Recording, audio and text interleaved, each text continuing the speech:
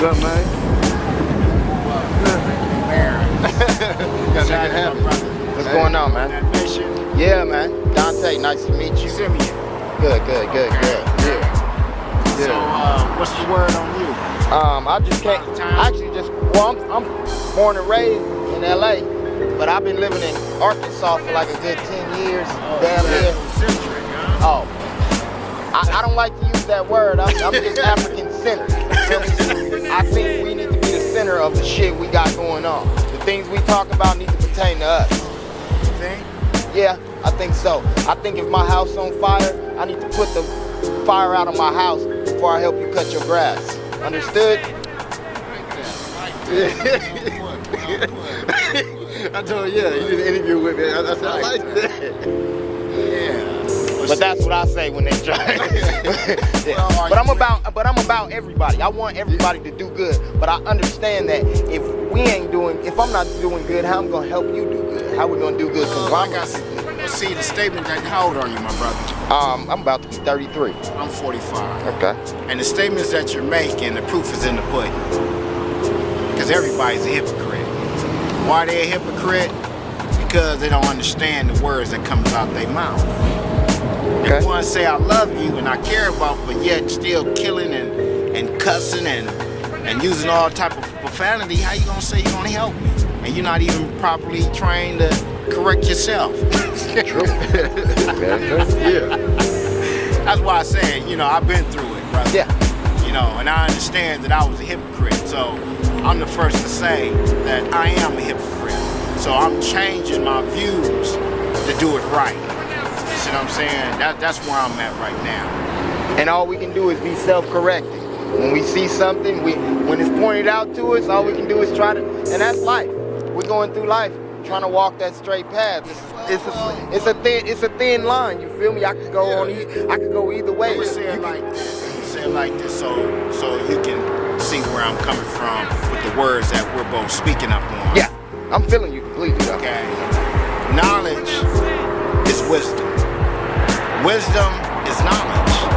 You have to go through something to recognize something. Very true. You see, so you can't tell nobody nothing if you never experienced nothing. You see what I'm saying? That's where responsibilities come in at as a grown man. And that's my boy. That's my boy Flows. Just to let you know, he's with us. You see, so if we don't practice what we preach and be on solid grounds on what we say, we can't take the stand like Martin Luther King. Very true. We can't take the stand like Malcolm X. Huey Newton.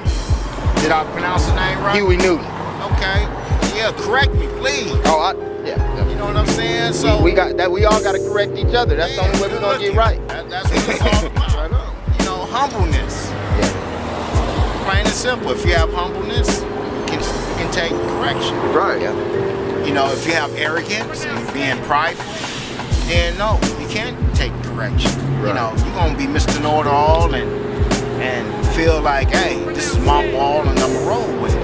If you know everything, you can't learn nothing because you don't need a space. You don't need a space for learning because you already came with a full cup. Yeah. Exactly. So, it's all about, being humble. That's the first phase of having an understanding about one another. So what linked you up with Bobby Buck here? Bobby Buck hooked this up with Bobby Buck. Both of us hooked up.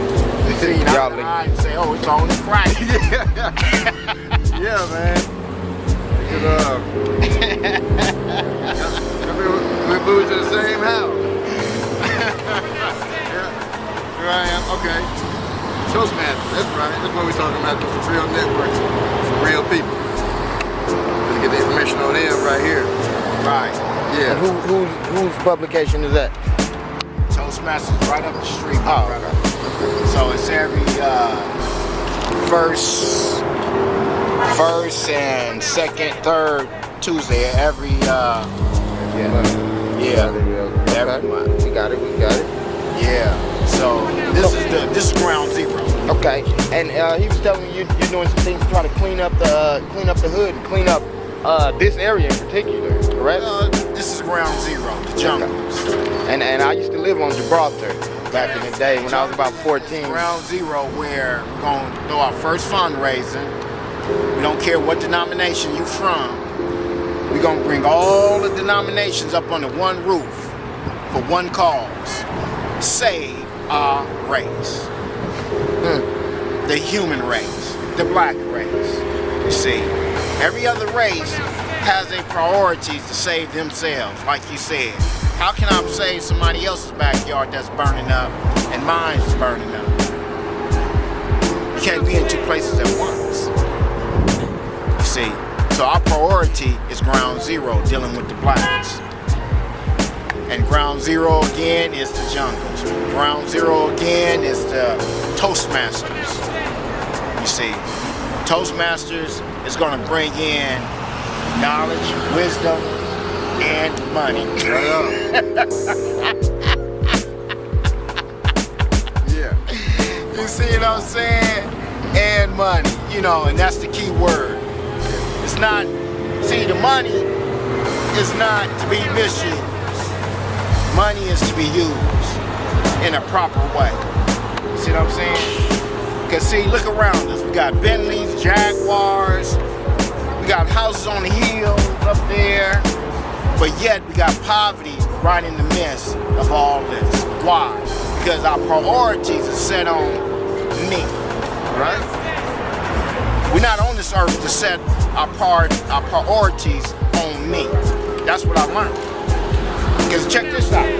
Gang members' priority is to network with one another and say, this is our priority to save one another. In a negative way.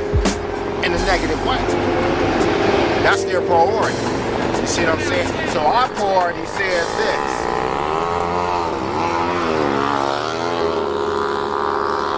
So our priority says this.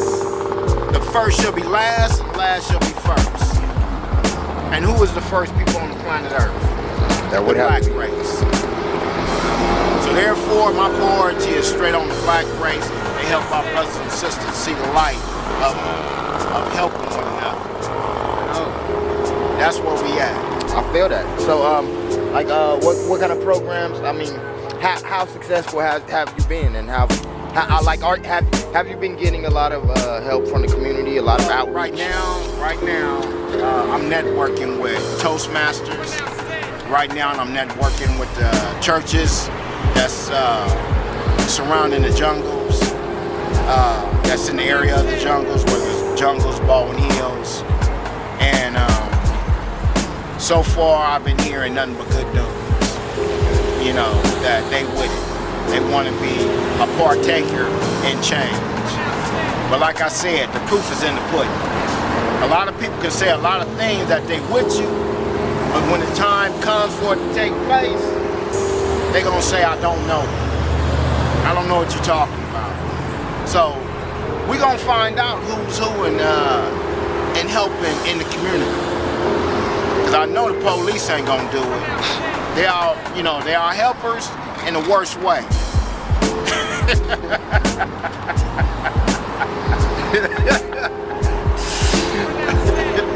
Did you hear what I just said? They are helpers in the worst way. They're about beating us, they're about dogging us out, and they ain't about picking us up, giving us a handout.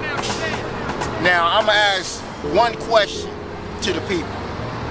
Are you a type of person that will be a hinder the black people? Are you a type of person that'll help a person up? It's up to you. Now I'm gonna tell you a little something about my background. My background, I'm a former gang member out of Pasadena, the Devil Lanes. You see, so them Devil Lanes showed me the truth of stupidness. Gangbanging showed me the true nature of being a fool, okay? Because if you don't know what you're doing, you setting yourself up, check this out, and your family up, like your mother, your father, your brothers and sisters, to be killed. And you say you love them. You wouldn't have killed for them. You wouldn't have killed for your mama. You wouldn't have killed for your brothers and sisters. You wouldn't have killed for your baby. But yet, you involved in something that'll get the whole doggone family killed. That's a hypocrite.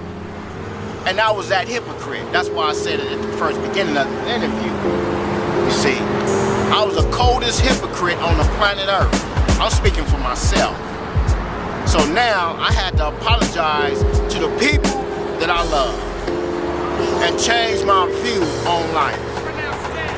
My view is this: I'm sold out to the black race to help my brothers and sisters. I'm not saying I'm prejudiced, but I'm putting my priorities in the right context. You see what I'm saying? That's where I'm at right now, brother. I'm putting my priorities. I'm sold out. I want to be a Malcolm X. I want to be a Martin Luther King. You see what I'm saying? I want to be the great leaders that took that bullet for us. I want to be that person to take a bullet for my brothers and sisters. I am that one, and I'm willing to die for that cause. If I was willing to die for a cause, for this nonsense of the streets, gang banging, now I know the truth, so now I'm willing to die for the cause of truth and love in the black race. You see, that's where I'm at right now. So, that's where I'm at. But what's the name of your organization? It's called Worth Housing Institute. Okay, when you got started? Started back in, what year was that? 1990? Yeah, 1990. As soon as I got out the pen, you know, they told me about the Willie Lynch letter. You know, they told me about the Willie Lynch letter. That woke me up. And I was ready to go to war with the white man. He said, I didn't tell you this to make you emotional high on killing the white man or going to war with the white man. I'm telling you this so you can have self-control to stop the genocide within your own race. So when I woke up in that area, I said, dang, that's a heavy statement. And once I woke up to that heavy statement, I saw this. As a black race, we the most emotional people on the planet Earth. The most emotional people on the planet Earth. When we burnt down Watts, Compton, or LA, all over a beating that one of our brothers endured, okay? He didn't get killed, but he got beat. Once I found out that we are so emotional, even myself, instead of thinking, we destroyed where we eat, where we sleep, you see. So I had to put myself in check and really control my emotions and think before I react. So it's logic before emotion. Because that's an illogical move. Everything is fucked up and we want to do something. And everybody wanted to do something. Everybody just jumped out. Instead of just really taking that energy and planning something out and using that same energy and no telling what we could. Because I was here in the riots. I stayed on 120th and Fifth in Denver Lane Hood, you know, 120th and Fifth. And it was going down and things were getting destroyed. Some nigga threw a grenade in the liquor store. Like it was going down. And I'm like, just imagine that same energy being harnessed to build something up, to put ourselves in a situation where we wouldn't have to be economically, politically, and judicially subordinated. Because we don't own anything in our own community. That's why other people are able to come in here and do what they do. What I'm saying, Doc, is this, though. You say everything on point. But see, the police know we emotional people, and that's why they do what they do to get us upset. Because they know that we're going to tear up where we live and eat. And where our kids gotta play. Who wanna walk down the street, see a whole bunch of burnt up buildings, and you pushing your baby in chaos? Because we don't think. We irrational, man. We're not rational people. We emotional people. We love destruction more than anything on this planet Earth. We love destruction. Why? There's a lack of love. There's a lack of understanding. There's a lack of fathers. There's a lack of mothers being true mothers. So kids are raising themselves to the point of no return. And they lean into their own understanding, their own philosophy. a way it should be with their life. But all they looking for is a real man to stand up and say, I respect that man because he's acting like a true man, not a woman. So, do you think that might be some of our problems in the black community, seeing as 70% of black households are raised by single females, and females are known to be more emotional and males are known to be more logical? Do you think that's possibly one of our problems in the community, that we have female-run society that leaves us completely emotional? Well, like I said, my brother, fathers are emotional too, because they not thinking rationally with the consequences of whooping on their wife or their girlfriend. They're not thinking about the consequences of how arguing in front of the kids can bring a damage thing in a way where the kids are gonna grow up like that. You see? So, you know, there's so much going on with child molestation, you know, dress code. No one is teaching no one how to be a true man. Everybody's running around rapping, doing their thing, saying, oh well, it ain't me. Oh, my daughter just got molested. Oh well, it ain't me. Oh, my son just got raped or beat down by them. Oh, it ain't me. But it will be you one day. It will be you. And we have to teach each other how to be true men. That's why I said Malcolm X, Martin Luther King, those are prime examples on how we should be. Weed out the weak ones, bring in the strong ones, and make those weak ones strong. That's where we at. No big eyes, no little U's. I'm not saying I'm Mr. Know-It-All, but I'm on a mission. My mission is this: help my people.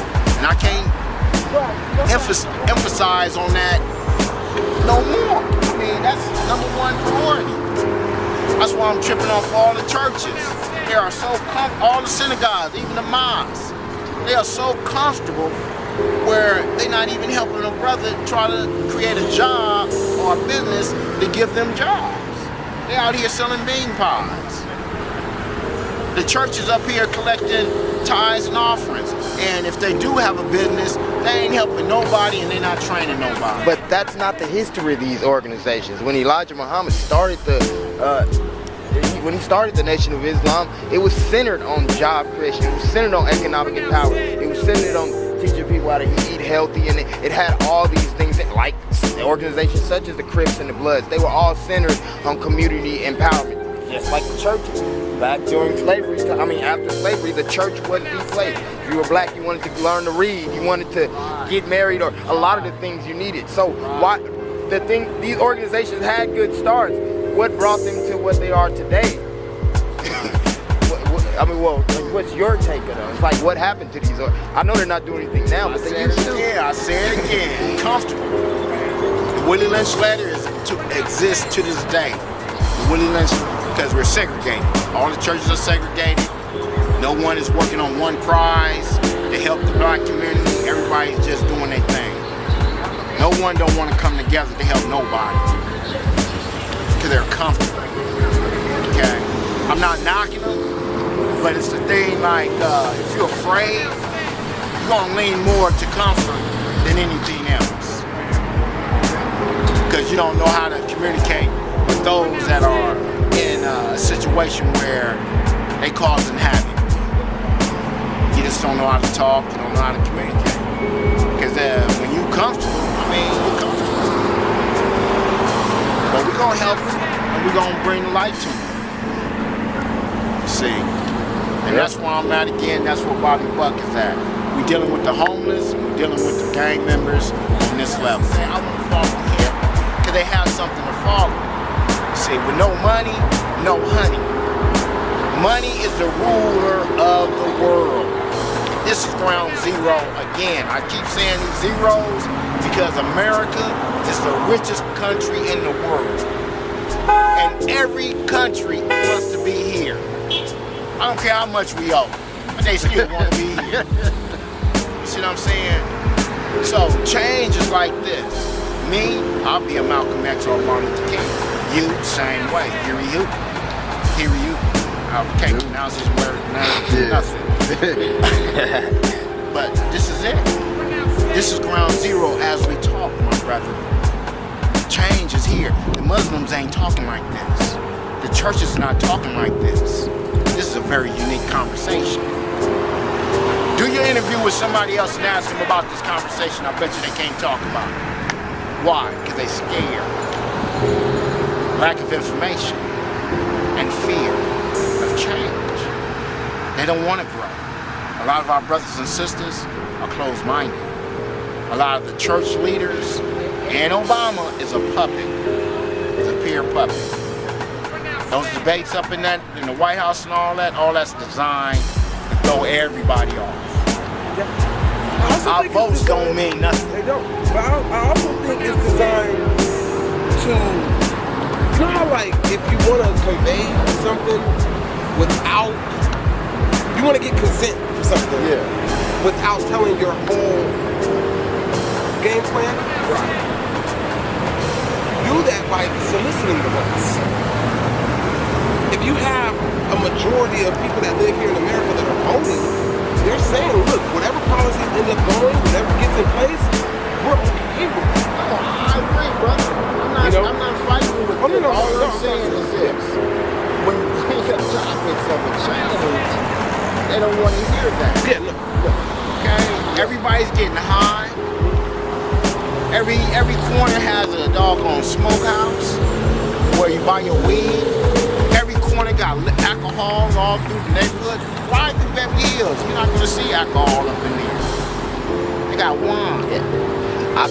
Me and my brother, we were in Beverly Hills looking for a liquor store. Couldn't find. But like I said, the change is gonna be so powerful. They're gonna stop smoking that bud. Nah, I don't know. I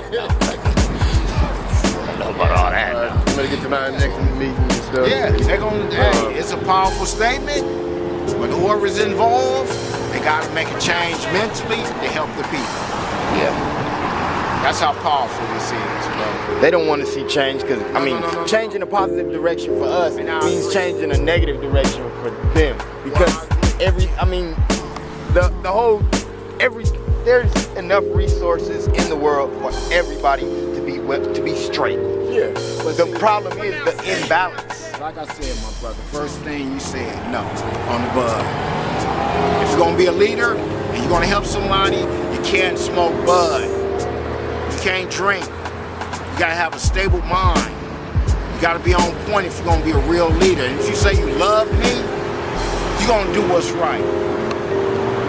Because you go to college, you're a student in college, you're trying to get your degree, man, you're gonna have it. You're not smoking bud. Okay? I'm not knocking bud. I'm not knocking alcohol. But I'm saying do it in moderation. Okay? Understood. I'm saying do it in moderation. Do it. There's a time and a place. There's a time to take a shit. Okay? You ain't gonna be shitting like 24 hours a day, 7 days a week. Just on point with, oh man, I gotta go. Oh, I gotta go. You got a problem. There's a problem with the system. Okay? We're not gonna be talking 24 hours a day. Okay? Just talking night and day into the morning. You're still talking when everybody's asleep. It's not gonna happen. So it's a time and a place for all things called moderation. If you have moderation, then you have some insight, you have some understanding. It's a time to play, it's a time to cry.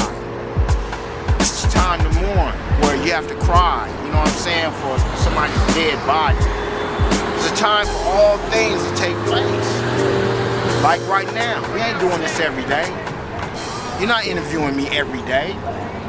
This time is this time.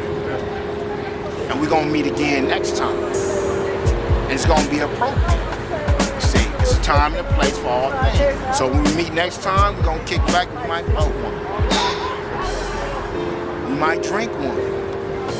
But other than that, I'm on a cold mission. You know. So I'm not every day out here just preaching. I'm networking.